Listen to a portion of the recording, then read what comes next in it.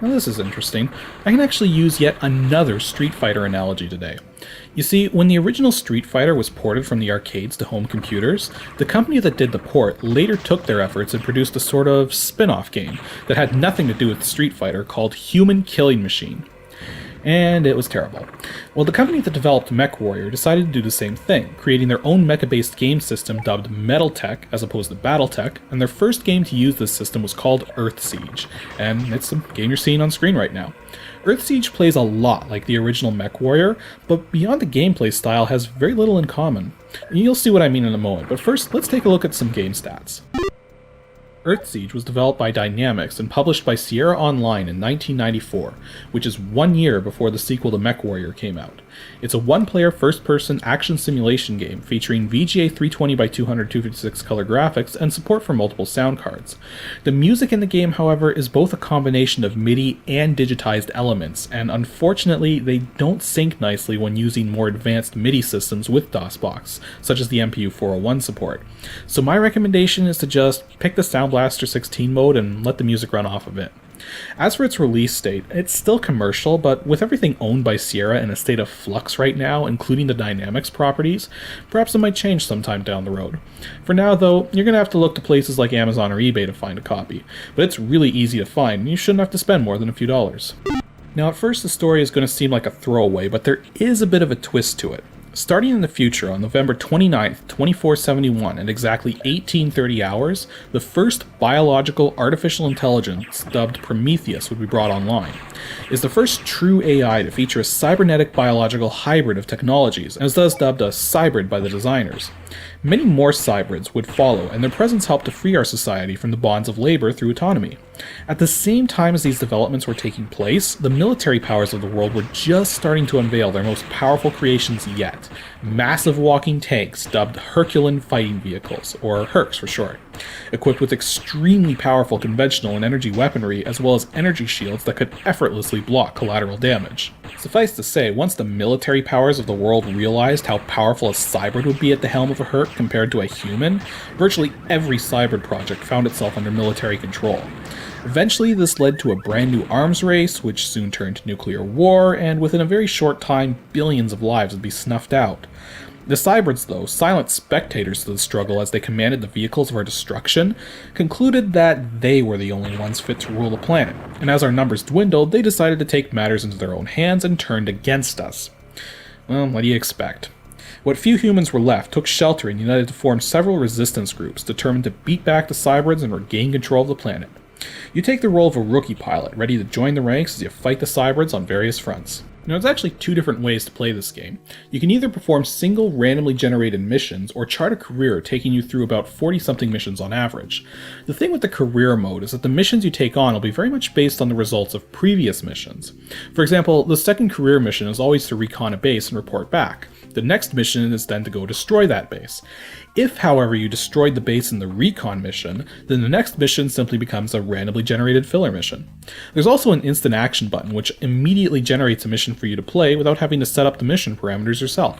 The career mode is the meat of the game though, and I recommend to the utmost degree that you install the version 1.01 patch before beginning the career mode, if it isn't already pre-installed.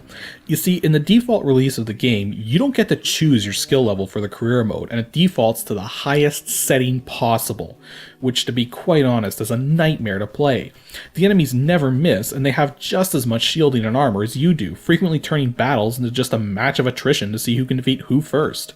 And the moment you're faced with 2 or more opponents at a time, you're pretty much screwed. For those reasons, I recommend not playing on the highest skill setting.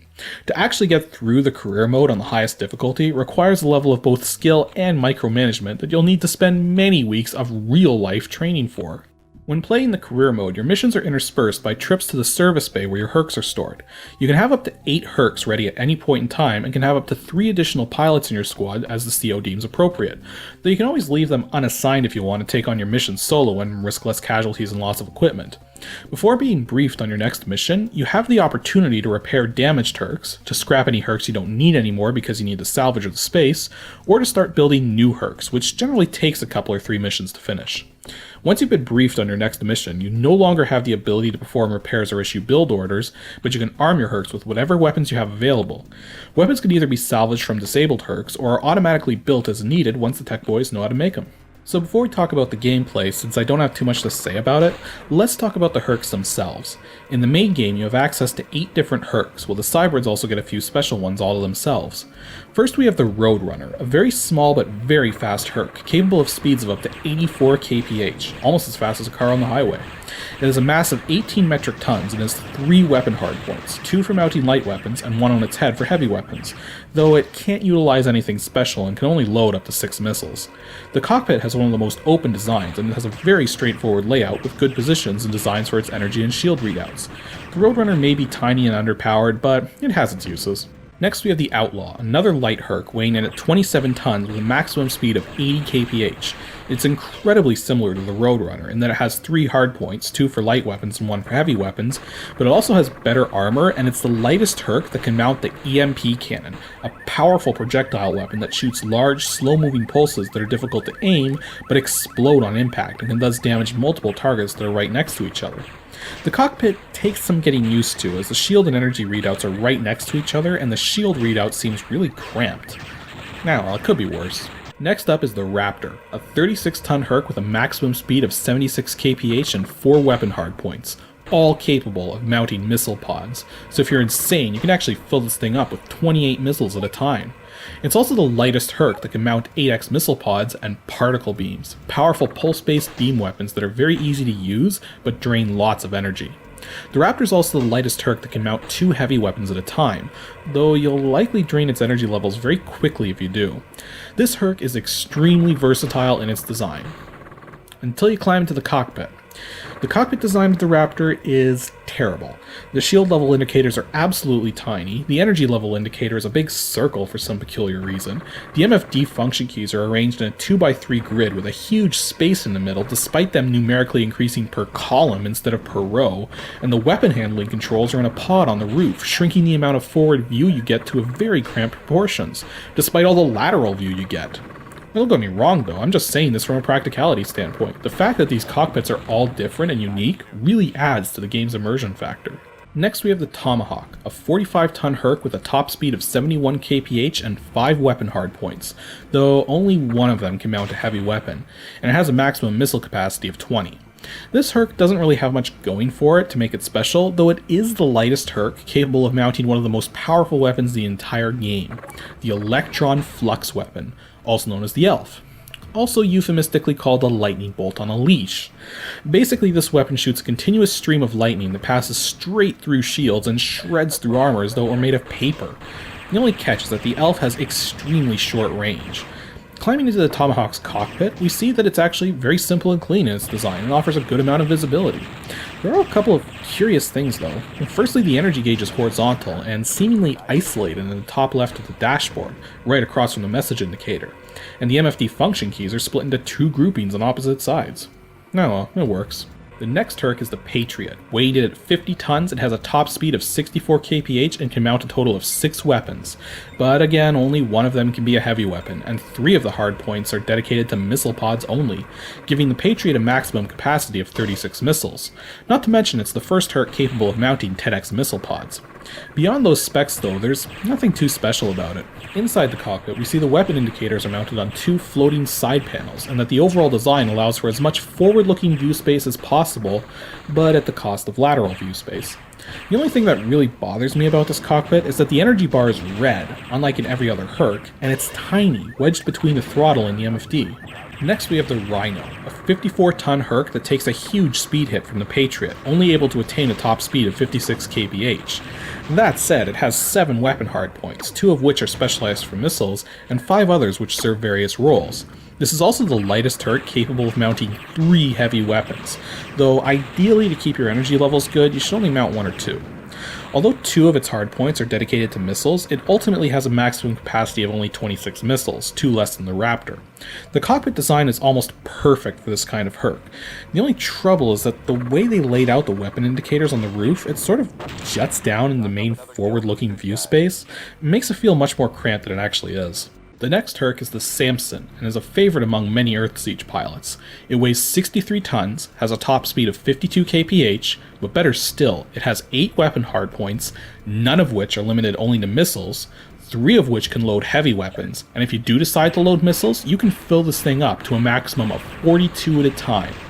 Curiously though, 2 of the hardpoints can only be missiles or autocannons, and 1 of them can only be an autocannon. In fact, this is the only HERC that can load 5 autocannons at a time, and since the autocannons are better against shields than lasers, such a configuration can be very dangerous. The cockpit design, however, is very busy, with 2 of the weapon indicators seemingly scattered, though their positions make sense in relation to where those weapon hardpoints actually are. The shield display is also kinda wonky, since 3 separate bars are used to present the forward and rear shields, rather than just single contiguous bands. The last HERC available to the player is the Colossus, a 77-ton monstrosity that lumbers forwards at a mere 46 kph, but is extremely well armored and has a ton of energy available for its 9 weapon hardpoints, and although 3 of them are dedicated to missiles, this is the only HERC capable of mounting 4 heavy weapons at a time. And if you do decide to load this thing up with missiles, you'll also find it has the largest capacity of any HERC, topping out at 46. Inside the cockpit, we see a lot more effort has been put into streamlining the design to be as efficient as possible without hindering the forward and lateral views too badly.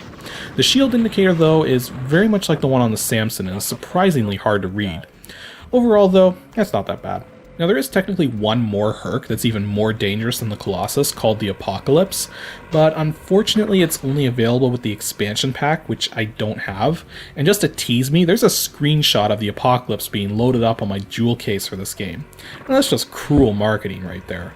So anyways, the gameplay itself is even more of a simulation than MechWarrior was, and has a lot more focus on strategy than before, but ultimately it comes down to following waypoints and achieving certain objectives, such as destroying targets, protecting down pilots or entire bases, downloading data from special installations, or sometimes just following your waypoints.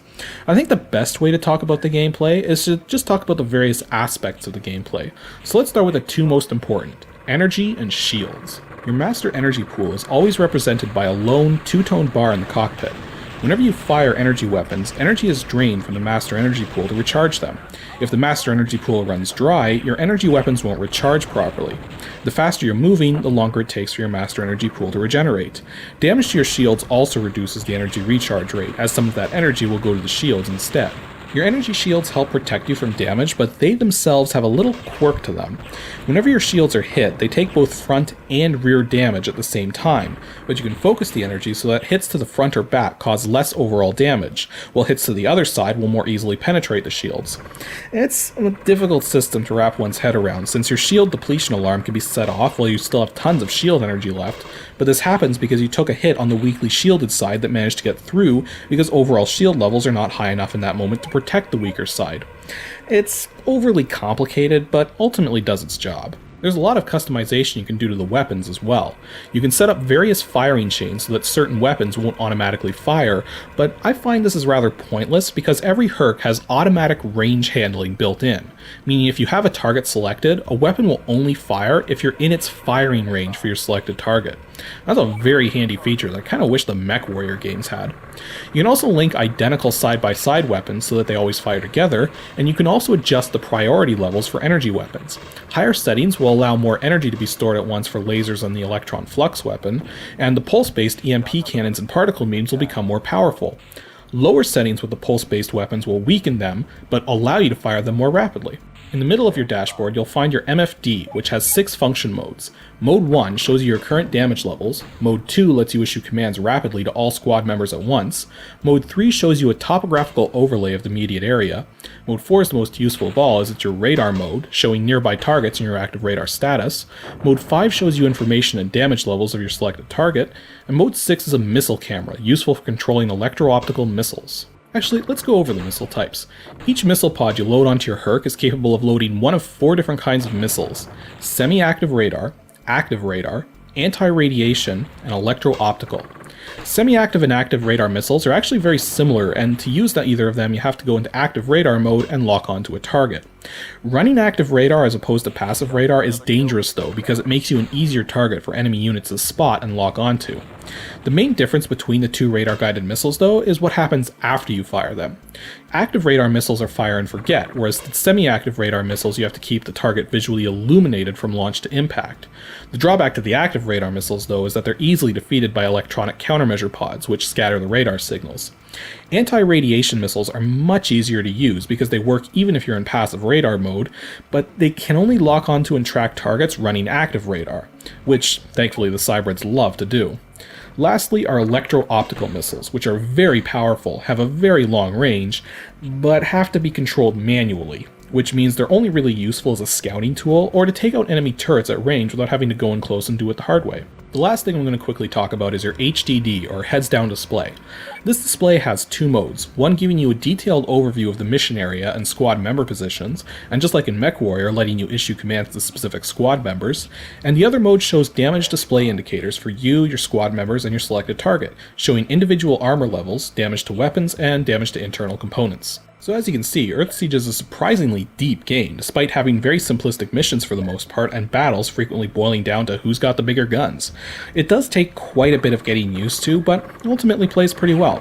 If you like giant fighting robot games, then you'll love this one, and especially its sequel, EarthSiege 2, which has CD audio music, high-resolution graphics, and is a Windows game, so I'm not going to be covering it anytime soon. You just have to trust me when I say the sequel's better than the original. If you're not a mecha fan though, or you're not into simulation-style games where you have to micromanage everything, then steer clear, because this game isn't just point, click, and kill. It takes more than that, and just like any simulation, there are many periods of boredom as you walk from one waypoint to the next. All that said though, DOSBox settings for EarthSiege are somewhat awkward. First of all, just like with MechWarrior, you need to go into the MIDI section and set the MPU 401 mode to UART, and while this significantly reduces the number of lockups you'll have between missions, it doesn't eliminate them entirely. In fact, I haven't been able to figure out why this game locks up so much. One thing I read is that it has to do with Gravis ultrasound detection, but turning gust support off in the DOSBox configuration doesn't help either. So, I'm not really sure what to suggest, other than tolerating having to redo missions every so often. As for the cycles setting, you need to set a fixed cycles count because, much to my surprise, using the auto or max settings will actually result in lower frame rates, which is just weird. I recommend a setting of 50,000, 50,000.